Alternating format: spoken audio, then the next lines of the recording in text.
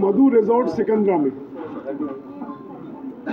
इफ्कोमा शू take का नवा addition करने जा रही है। उसमें सारी लेटेस्ट जितने कंपोनेंट्स हैं जूते के, वो कंपोनेंट वहाँ प्रदर्शित किए जाएंगे। और साथ ही इंडियन स्टैंडर्ड साइज़ पर भी CLRI आमंत्रण करने जा रही है। हमारा ये निवेदन है कि इस शू टेक का अधिक से अधिक लोग भाग लेकर के इसका लाभ लें, क्योंकि आज जिस तरह से बढ़ती हुई मार्केट है, जिस तरह से चैलेंज नए नए आ रहे हैं, जिस तरह से एक ट्रेंड चेंज हो रहा है कि जो मेंस फुटवेयर अभी तक आगरा की जो USP थी कि लेदर के जूतों की, वो सिंथेटिक जूतों की तरफ बढ़ रही है। सिंथेटिक जूतों में क्या क्या मटेरियल्स अवेलेबल हैं और कौन कौन से मटेरियल अवेलेबल हैं और क्या पूरे देश में मांग किस तरह की बढ़ रही है, उस तरह के नए अलग तरह के जूते बना सकें, अपनी डलिया में अलग अलग टाइप के जूते रख सकें। सिर्फ एक चमड़े का जूता ना हो, उनकी डलिया एक अलग अलग प्रकार के जूतों से सुसज्जित हो।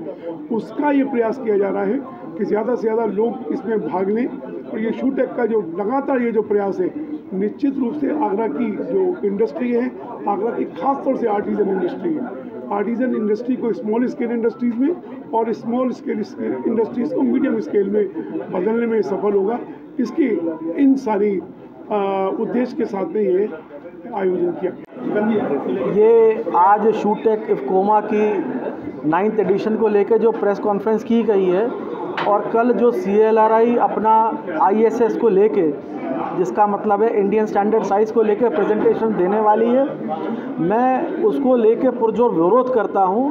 पिछले 5 साल से मैं उसको स्टडी कर रहा हूँ। इनका कहना ये है कि एक साइज़ जैसे UK 41 है और यूरोप साइज़ 7 है, भारत साइज़ के अंदर ये 3 साइज़ देते हैं। जैसे कि एक के पैर की गर्थ 248, एक की 250, एक की 252।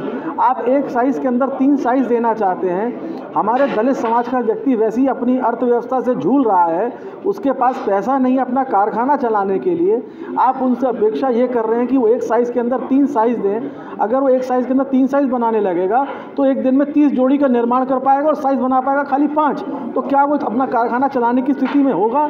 मेरे को ऐसा लगता है कि उनको फिर से इस बारे में सोचना चाहिए और नए प्रेजेंटेशन के साथ, नई सोच के साथ और जो वैश्विक सोच है उसके साथ लेके वो अपना प्रेजेंटेशन देंगे तो अवश्य ही हमारे आगरा को उससे फ़ायदा होगा। ये महिलाओं के लिए आप बदलने वाली बात करें। एक स्टैटिस्टिक स्टडी आई है, ग्लोबल स्टडी आई है कि एक जो पुरुष होता है एक वर्ष में लगभग 3 जोड़ी से 5 जोड़ी जूता लेता है। ऐसे जो महिला होती है वो 12 जोड़ी से 15 जोड़ी लग लेती है। तो ये एक बहुत बड़ा अंतर है, 5 गुने का अंतर है, जिसके अंदर मेरा मानना ये है कि आगरा के जो कारखानेदार हैं, जो हमारे दलित समाज के भाई लोग हैं, वो ये चाहते हैं कि आगरा में ज़्यादा से ज़्यादा लेडीज़ चप्पल का कारोबार करें ताकि उनका वॉल्यूम सेल भी आए, वॉल्यूम टर्नओवर भी आए और कारखाने को तरक्की मिलती रहे। और जो हमारे भाई बॉटम वाले भाई, लास्टिंग वाले भाई जो इस रोज़गार से विकृत हो चुके हैं, वो वापस इस ट्रेड में आए और इसको परम व्यवस्था तक पहुँचाने में हम सब एक दूसरे का सहयोग करें। परिचय, मेरा नाम मंजू मन है। मैं FDDI नोएडा कैंपस की एग्जीक्यूटिव डायरेक्टर हूँ।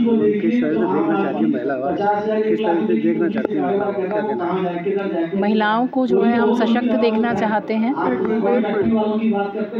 महिलाएं जो हैं वो समाज का आधा हिस्सा हैं, 50% जो है उसको वो केटर करती हैं। और महिलाओं को सशक्त अगर है तो हमारा जो फ्यूचर है और हमारी जो जनता है जो उसका आधा हिस्सा है वो भी सशक्त होगा और कंधे से कंधा मिला के वो चल पाएगी। और उसके लिए एजुकेशन बहुत ज़रूरी है, इसलिए जो है हम एजुकेशन के ऊपर बहुत जोर देते हैं।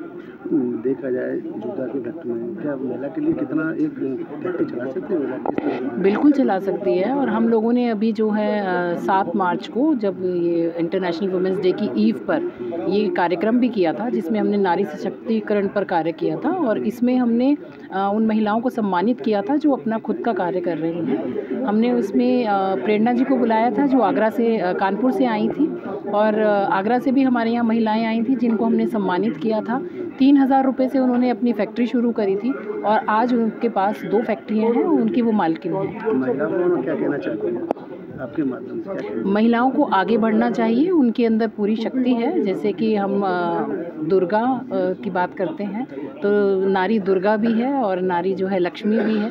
नारी के बगैर जीवन अधूरा है। अर्धनारीश्वर में नारी है, तो नारी का सशक्तिकरण होना बहुत ज़रूरी है। मैन्युफैक्चरर एसोसिएशन, हम आगरा में जो है ये हमारा 9th एडिशन है और ऑल ओवर द इंडिया हमारा ये 58th एडिशन है। और ये बेसिकली बायर सेलर मीट है। हम लोग जो है अपने बायर के पास जाते हैं, छोटे छोटे जो कॉटेज इंडस्ट्री है उनके पास जाते हैं, एसएसआई के पास जाते हैं और उनको हम डायरेक्ट उनका अपने आइटम्स के बारे में उनके साथ वार्ता करते हैं, डिस्कस करते हैं, जिससे उनको भी बेनिफिट होता है प्राइस का और क्वालिटी का और कोई नॉलेज बढ़ती है।